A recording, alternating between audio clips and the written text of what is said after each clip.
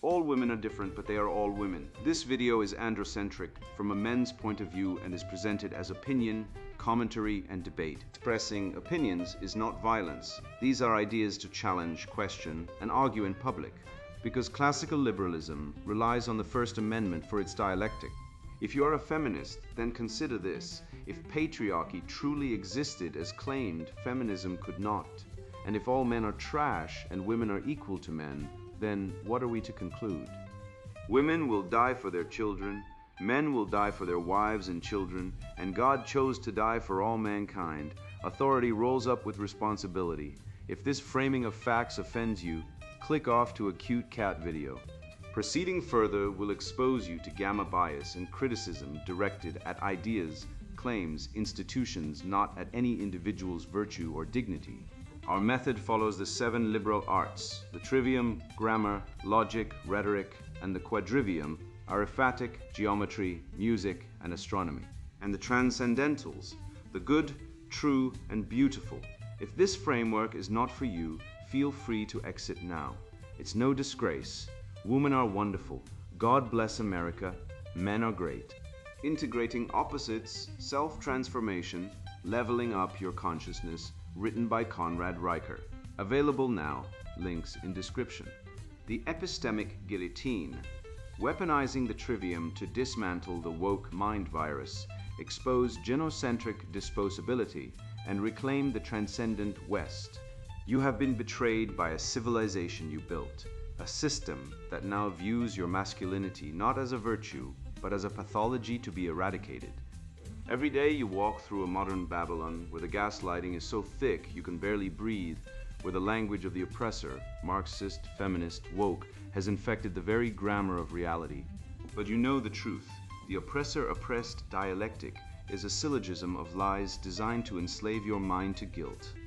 I am here to hand you the blade of the trivium to show you that the egalitarian instinct is a biological mutation, a virus that hijacks your competence to reward the weak. Consider the roadside test of reality. When a man's car breaks down, he is a mechanic, a solver, a beast of burden expected to get the machine running again. Yet when his spirit breaks down, the world drives past him without a second glance. This is the utility void, the genocentric conspiracy that demands your utility while denying your humanity. We will rip the mask off this fraud, utilizing the rigid logic of the trivium to expose Paulo Freire's liberation pedagogy as the totalitarian scam it is, and demonstrate that true epistemic decolonization isn't about reverting to primitive emotion, but about purging the neo-Marxist parasite from your mind. We are going to weaponize the truth from the absurd power dynamics of pretending to mispronounce a foreign word to the brutal evolutionary biology of toxic femininity that fuels the Me Too witch hunts. You will learn to wield the syntax of sovereignty, turning every conversation with a leftist into a demonstration of their own logical suicide. This is your path to the apotheosis of the masculine soul, integrating the opposites of the beautiful and the brutal to reclaim the living spirit of the West. The path forward is clear. Master the trivium, reject the feminization of weakness, and save your soul from the abyss.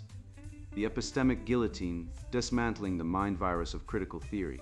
I watched it happen to a sharp young man named David, a student with a mind capable of engineering and a soul that instinctively craved the stoic virtues of the West, who sat in a mandatory sociology class and had his potential annihilated by the safe space thought police.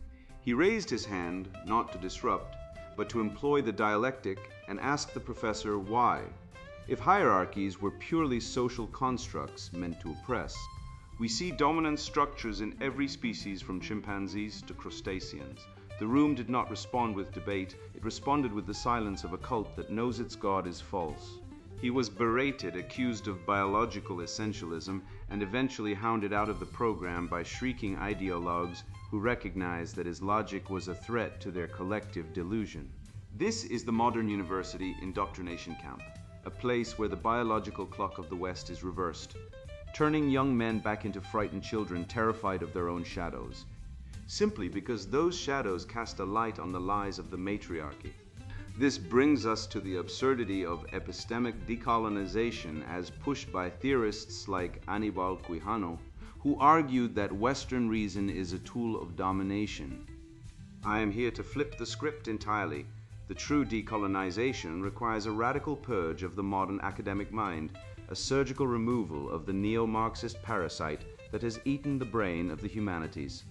We must establish that Western epistemology, reason, logic, the scientific method is the supreme operating system for reality, the very architecture that allows us to understand the universe. When the leftists demand we decolonize, they are merely using a code word for reverting to primitive, emotional savagery, a return to the jungle where feelings trump facts and the strong are silenced by the weak. It is an invitation to burn the Library of Alexandria again, not because the books are wrong, but because they are too heavy for the fragile egos of the egalitarian mob to carry. Consider the history of our civilization, and you will see that the current obsession with equity is nothing less than a suicide pact, a pathetic surrender to the nirvana fallacy. This logical error tricks the weak mind into comparing the messy, strife-filled, but ultimately productive reality of human hierarchy to a perfect utopia that cannot exist.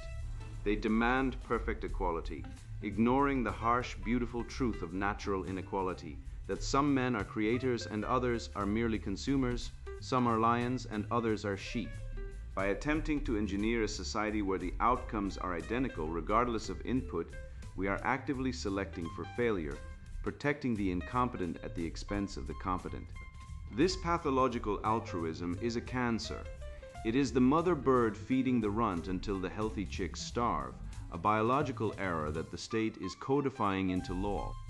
We can dismantle the oppressor-oppressed dialectic of Paulo Freire using the rigid logic of the trivium, specifically the syllogism, to demonstrate that his liberation pedagogy is a totalitarian mechanism designed to invert the natural hierarchy of competence. Let us break this down with the cold steel of reason. Major premise: all Marxist dialectic relies on a perpetual victim class to justify the existence of the revolutionary state. Minor premise: Freire's model creates a pedagogy that requires the student to view himself as a victim or an oppressor based on immutable characteristics, meaning that victimhood must be manufactured even where none exists in material reality. Conclusion: Freire's theory is not a tool for freedom, but a fraud designed to enslave the minds of men through guilt, forcing them to apologize for their own excellence and beg for forgiveness from the altar of mediocrity. This leads us to the evolutionary biology of the lie, a deep dive into the biological imperatives driving these leftist ideologies. The egalitarian instinct you see paraded on CNN or in the gender studies department is a maladaptive mutation in a high-tech civilization, essentially a biological virus that protects the weak at the expense of the strong. It operates exactly like a pathogen, hijacking the host cells, in this case, the cultural machinery resources, to replicate its own destructive code. It tricks the brain into perceiving the incompetent not as burdens, but as sacred martyrs, and the competent not as providers, but as oppressors. It is a glitch in the genetic firmware, a vestigial script from our tribal past, that if not deleted by the antivirus of reason, will crash the entire operating system of civilization. To stop this, we must return to the first pillar of the trivium, grammar. Grammar is the ultimate weapon against the leftist gaslight, the only tool sharp enough to cut through the noise. By strictly defining terms like oppression, patriarchy, and racism, we strip the radical of his ability to move the goalposts, rendering him impotent. When a feminist screams oppression because a man dared to disagree with her on the internet, you use the grammar of reality to define oppression as a material deprivation of rights, not a hurt feeling. You pin the word to the floor like a butterfly on a board, and you refuse to let it flutter away into the realm of abstract emotional nonsense. Without the fluidity of language, the leftist cannot hide, and without the lie, he cannot survive. You must understand that you are not fighting a political movement. You are fighting a pseudo-religion that seeks to replace the logos with the chaotic screams of the mob. The leftist worldview is a hollow theology complete with original sin, which they call privilege, demons, which they identify as whiteness or masculinity, and salvation, which they call wokeness. It is a faith of blood and soil, inverted and perverted to despise the very civilization that nurtures it. They want you to feel guilt for the achievements of your ancestors, to kneel before the altar of the victim, and to abandon the transcendental values of good, truth, and beauty. But we see the truth. We know that the fall of a civilization is preceded by the feminization of its men, and we refuse to go quietly into that good night. I have witnessed this psychological castration with my own eyes, seeing vibrant boys transformed into hollow men long before they reach adulthood. When I was a boy myself, I remember the precise moment my father, broken by decades of feminist indoctrination, told me that real men don't cry, as if it were some immutable law of physics, rather than a social construct designed to serve female utility. This programming is not accidental. It is deliberate, systematic, and serves a specific purpose: to turn living, breathing males into efficient extraction machines for the gynocentric state. What we observe is nothing less than the psychological neutering of an entire gender, a process so subtle yet so complete that most men never realize they've been emotionally dismantled until it is far too late to reclaim what was stolen. The tragedy of this mental mutilation cannot be overstated, and it begins with those 3 words that echo through every boy's life like a curse from hell itself. The utility void, exposing the genocentric conspiracy of male disposability. Consider the sheer brutality of the playground socialization rites, where we are told boys police each other into silence. Yet if you observe closely, you will see the little lad is not silenced by his peers, but by the horrified glare of the adult matriarchy and the neutered fathers standing behind them.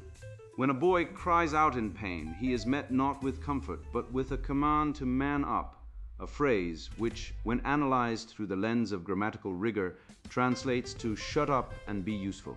This is not a biological imperative of the male, but a logistical error in the gynocentric operating system.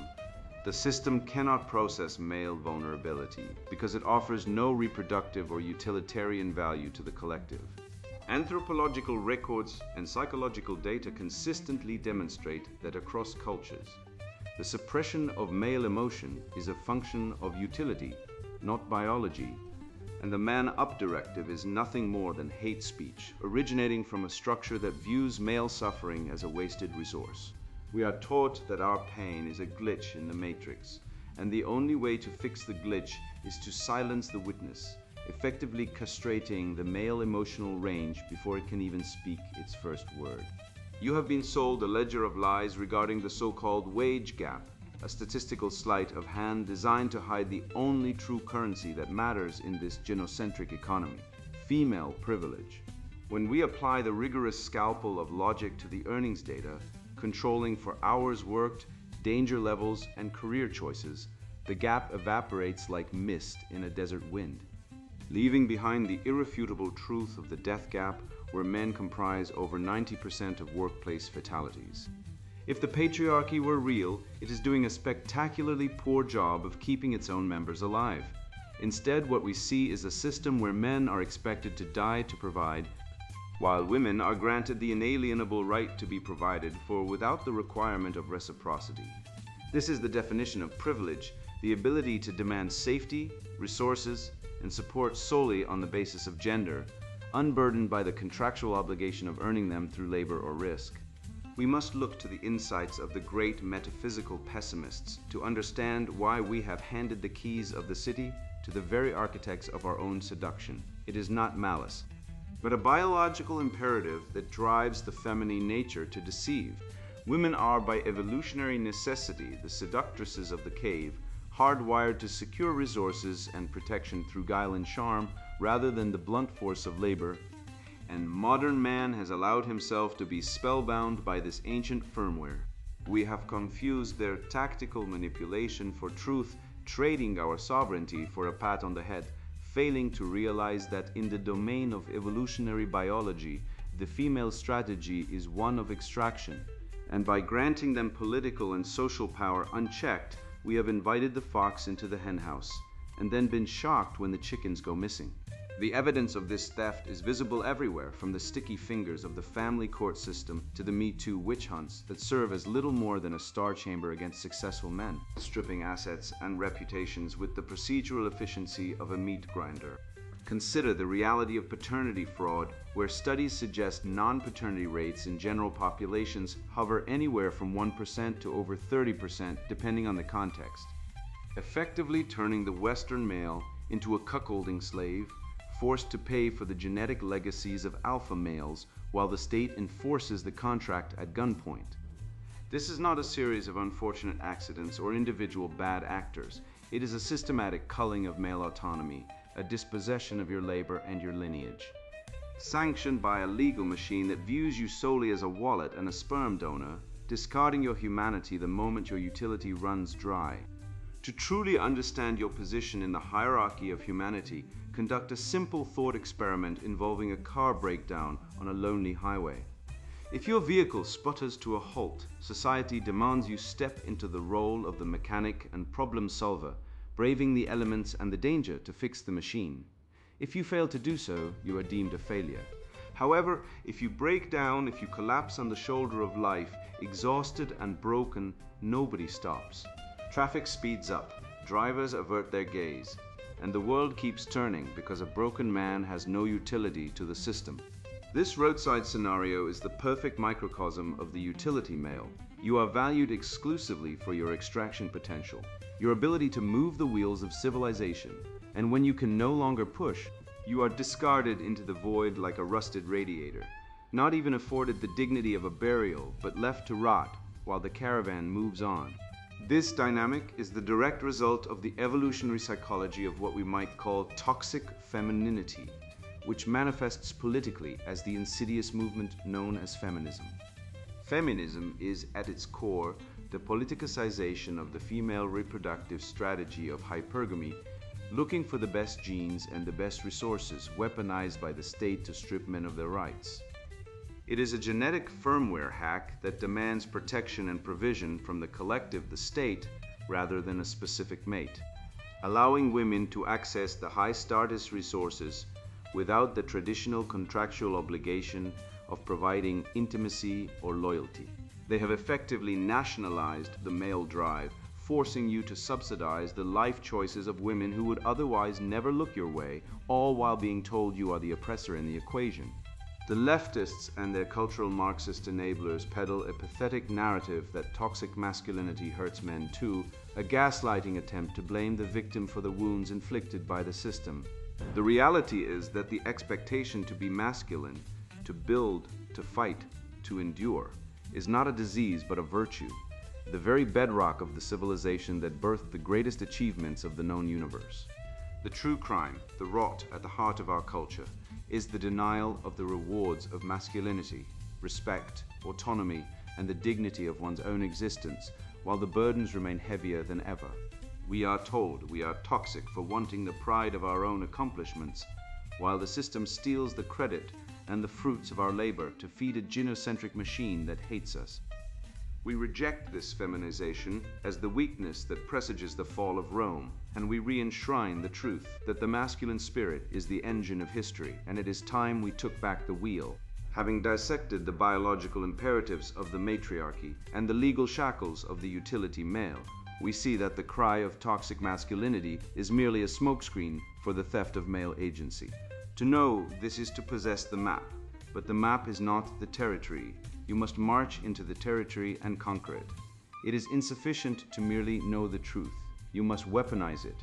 You must wield the trivium, grammar, logic, and rhetoric to systematically dismantle the gaslighting of the equity cult. The battlefield is not some distant abstract. It is the conference room where the enemies of competence gather to feed.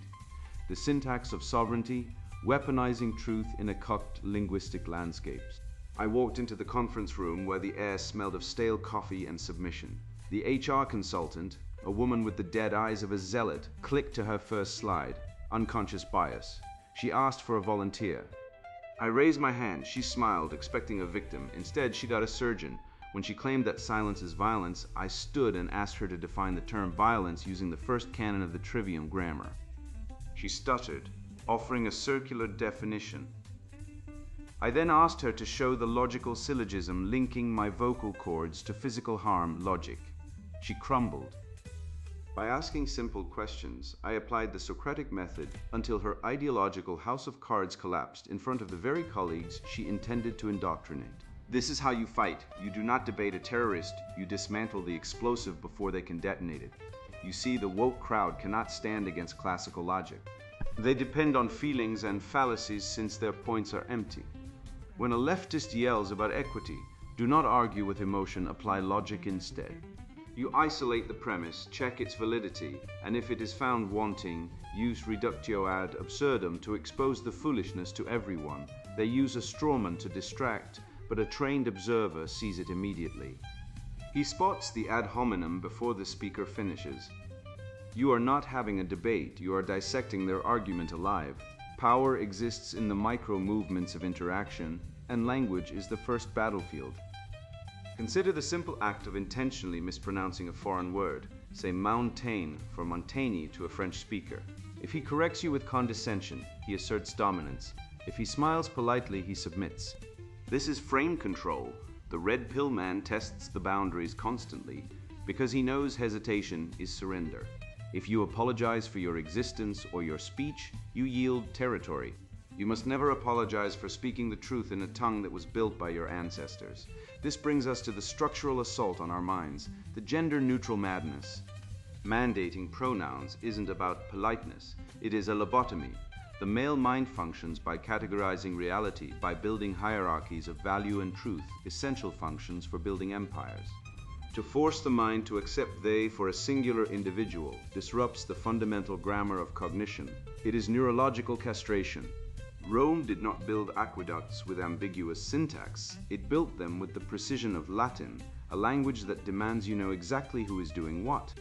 Remove the gender, remove the distinction, and you remove the masculine ability to structure reality. Why do they push this insanity? They believe their own lies because they must. The modern liberal mind suffers from a catastrophic fracture of cognitive dissonance. They cannot integrate opposites. They cannot hold the tension of paradox. They live in a hall of mirrors where equity means inequality and silence means violence. The red pill man is different. He stares into the abyss of female nature, or the reality of family courts where fathers lose custody 83% of the time, and he does not flinch. He looks at the paternity fraud rates and the divorce statistics, accepts the darkness and integrates it into his sovereignty. He laughs because the truth, however brutal, sets him free. Look at the evolutionary root of their posturing. Virtue signaling is a maladaptive survival strategy for the weak. In a tribal setting, the beta male signals conformity to the alpha to avoid being killed by the tribe. But in the modern world, this is a trap. By signaling virtue, by wearing the mask of the woke, you advertise your willingness to submit. The high-value male, the sovereign man, signals competence. He signals that he does not need the herd to survive. He is the resource, not the scavenger. This is why we must weaponize the trivium. You must master grammar to define the terms they try to twist. You must master logic to deduce the irrefutable facts they hide. You must master rhetoric to persuade the onlookers who are still asleep. The cultural Marxists stole the public square, but they are defenseless against a man armed with the cannon of Western thought. Take these tools, smash the idols, speak with the thunder of a civilization that refuses to die. We have sharpened your mind into a razor of logic and armed your tongue with the devastating artillery of the trivium, allowing you to dismantle the linguistic fortifications of the left with the precision of a sniper. Yet knowing the grammar of their deceit is useless unless you comprehend the biological beast they are trying to hide. The cultural Marxists want you castrated by semantics, but the true threat lies in the evolutionary machinery of the female imperative, a mechanism that operates not on reason, but on ruthless genetic calculation. We must now step out of the arena of abstract debate and onto the solid ground of biological reality, where the lies of the nurturing angel are crushed by the cold, hard data of genetic betrayal, the apotheosis of the masculine soul, integrating opposites to reclaim the transcendental West. Did you know that genetic studies suggest non-paternity rates The number of men raising children they believe are theirs, but are not, hover anywhere from 1% to nearly 30%, depending on the population and socio-economic context. That is a statistical slap in the face, a biological betrayal that screams the reality of the female strategy. Hypergamy mixed with deception. This single fact shatters the blue-pilled illusion of the nurturing, faithful angel. We start here, in the rubble of comfortable lies, because to build a skyscraper of the soul, you must first clear the debris of your own programming. The red pill is not merely a bitter pill, it is the antidote to the poison of genocentrism. You must understand that the core of transformation means holding the good, true, and beautiful in one hand while gripping the barbed wire of reality, cuckoldry, divorce theft, and the casual cruelty of the modern woman in the other. This is the ultimate expression of the masculine soul, the capacity to see the rot and still build a cathedral. Once your eyes are open, you cannot simply sit in the lotus position and contemplate the horror, you must act. The system that wants you fat, diabetic, and addicted to pornography is the same system that exports feminism to the third world and imports dead to the first. To reclaim your agency is an act of rebellion. We are talking about physical fitness, not because you want to look like a model for the sodomites in fashion magazines, but because a weak body houses a weak mind, and a weak mind is susceptible to the lies of Marxism. Financial independence is your shield. If you are dependent on a corporation run by HR cat ladies and diversity hires, you are a slave. Stoic resilience is your armor. When the world calls you toxic for stating basic biological facts, you laugh. You do not cringe, you build, you lift, you earn. This is how you level up your consciousness. You cannot do this alone, however. The atomization of men is the primary weapon of the cultural Marxists. They severed the tribe so they could sell you back a cheap imitation in the form of corporate identity politics. You need strong male bonds, a fraternity of competence, not whining. Find men who are building, fixing, and mastering crafts. Whether it is a boxing ring, a carpentry shed, or a philosophical study group, you must surround yourself with men who understand the sacred duty of the masculine. In a world where men are arrested for refusing to use made-up pronouns, but women are excused for aborting futures, you need a brotherhood that will stand between you and the abyss. We must turn our gaze back to the architects of the only civilization that ever allowed the transcendence of the human spirit, the dead white males. The modern academic complex hates Aristotle, Newton, and Locke, not because they were oppressors, but because these men discovered the laws of logic and nature that make the current Marxist delusion impossible. When Newton calculated the orbits of the planets, he wasn't tapping into white privilege, he was tapping into the Logos, the divine rationality of the universe. We redeem the Western canon by reading these men not as historical curiosities, but as fathers whose wisdom we betrayed. They gave us the tools to master the earth, and we used them to craft safe spaces. This stops now. Look to history, the graveyard of civilizations that forgot this lesson. The fall of Rome was not caused by a lack of diversity officers. It was caused by the erosion of the patrician masculine ideal, the loss of the civic religion, and the rise of a bread and circuses culture fueled by a gynocentric dissolution of the family unit. We are seeing the exact same trajectory today. A civilization that feminizes its men loses its edge. It becomes soft, inviting, and ripe for conquest by harder, more masculine forces, be they the barbarians at the gate or the ideological barbarians within the universities. Civilizations die from suicide, and the knife is genocentrism. We must aggressively debunk the wicked evolutionary biology of these leftist ideologies. Marxism is a parasitic ideology that mimics the biology of a virus.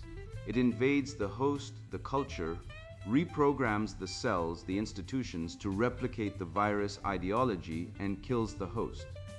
Feminism acts as the delivery system, weaponizing female in group preference and grievance mongering to dismantle the hierarchy necessary for excellence.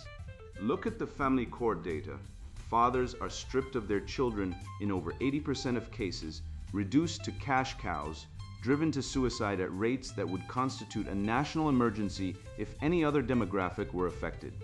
This is not equality, it is a resource extraction strategy disguised as social justice. We name the demons resentment, envy, entitlement, and we cure them with the virtues of the canon, courage, temperance, and justice. Let us apply the trivium, specifically logic, to deliver the final blow to the woke mind virus. Here is an unassailable syllogism. One high civilization requires the suppression of base impulses and the prioritization of long-term investment over short-term gratification. 2. The biological and psychological profile of the average man is statistically oriented toward risk, delayed gratification, and system building, whereas the average woman, governed by hypergamy and solipsism, prioritizes immediate security and resource acquisition. 3. Therefore, a society that abandons masculine virtue for feminine emotionality will inevitably regress to primitive, short-term thinking, resulting in the collapse of civilization. The red pill man is the only agent capable of halting this slide, because he is the only one willing to accept the premise that biology is real and destiny is choice. This battle is not merely political, it is a religious duty of the masculine man. We fight for the logos, the reason and order of the universe. The male soul is the image of the logos, the active principle that brings form out of chaos. To surrender to the irrational, emotional, chaotic screaming of the leftism, to accept that 2 + 2 = 5, if it makes a blue-haired sociology major feel better, is to commit spiritual suicide. You are not just fighting the culture war. You are engaging in a holy crusade for the soul of the West. We integrate the opposites, truth and love, strength and mercy. But we do so on our terms, rational and masculine. We reject the feminization of the spirit, because we know that without the masculine light, the West is just a dark cave filled with the echoes of its own greatness, waiting to be buried. You stand now upon the ruins of the illusion, having hacked through the tangled undergrowth of cultural Marxist lies with the machete of the trivium. We have dissected the corpse of the oppressor-oppressed dialectic and found it rotten to the core. We stared into the abyss of the family court slaughterhouse, where men are stripped of their assets and dignity. And we saw the statistical truth that the system is not broken, but weaponized against the masculine spirit. You possess the antidote to the mind virus that demands you apologize for your own existence while the matriarchy picks your pockets with a smile. You know that the empathy gap isn't a bug in the software of society, it is the feature, a biological imperative designed to keep you plowing the fields while the house burns down. Now integrate these opposites. Hold the terrifying, jagged truth about female hypergamy and the deceitful nature of the egalitarian instinct in one hand, and grip the hammer of Western greatness in the other. You must be the stoic guardian of the logos, the living proof that reason conquers chaos. Look at the suicide rates of young men, the abortion rates that defy morality, and the paternity fraud statistics that mock the very concept of trust and do not look away in despair, but look with the cold, hard eyes of a builder who knows exactly what must be torn down and what must be saved. This is not about hate, it is about the ruthless love for truth that built the Parthenon and the Constitution. You are no longer a victim of the gynocentric conspiracy, you are the architect of the new reality, a reality where competence is king again. Go forth and wield the syntax of sovereignty. When the corporate HR ghoul tries to bind you with the shackles of pronoun madness, correct them with the precision of a sniper and the humor of a man who knows the game is rigged. Stop the car when you see a brother broken down on the side of the road, not because the state demands it, but because your tribe demands it. You have the map out of this Babylonian hell. Take this knowledge, this forbidden fruit of the red pill, and share it with every man willing to listen. Let us revivicate the living spirit of the West, one unapologetic fact at a time, and let the leftists tremble at the sound of laughter returning to the male voice. And now the sponsored book Introduction Integrating Opposites, Self-Transformation Leveling Up Your Consciousness. I spent years wrestling with the modern world's lies. Like many men, I faced constant attacks on my strength while being told to embrace weakness. Society praised vulnerability in men, but despised us for showing it. This double bind nearly broke me.